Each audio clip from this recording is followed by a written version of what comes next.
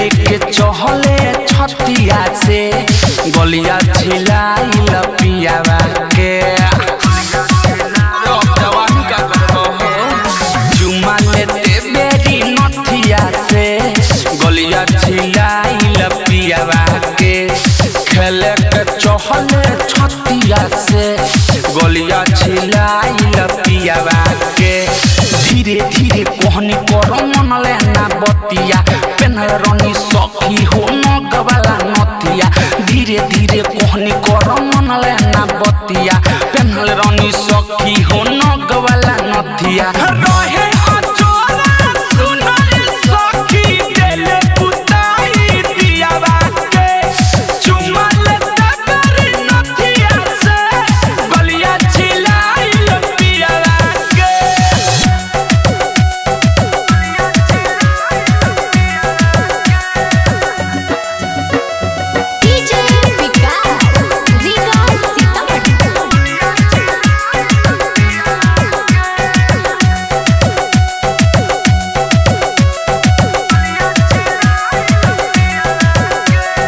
हमारा भातार के छूटल बच्चा सकल हमारा भातार के छूटल बच्चा सकल देख के सिंगार उनकर माइन रहे घसकल हमके दबा दिहल पाजा में सखी नीचे लगा के तकियावा के हमके दबा दिहल पाजा में सखी नीचे लगा के तकियावा के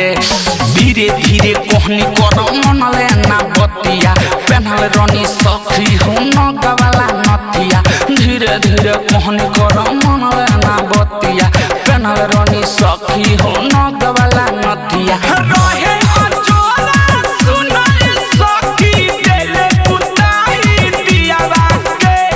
चुमा लेता कर नथिया से गलिया छिलाई लपिया बाके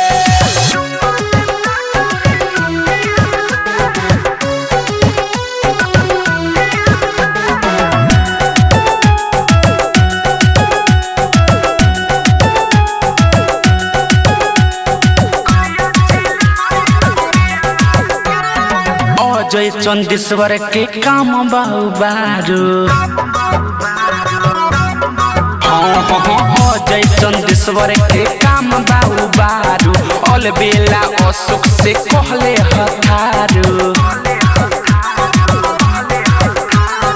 बतिया के सुन के धड़कन बढ़ल बारे डेढ़ल जियावा के बतिया के सुन के धड़कन बढ़ल बारे डेढ़ल जियावा के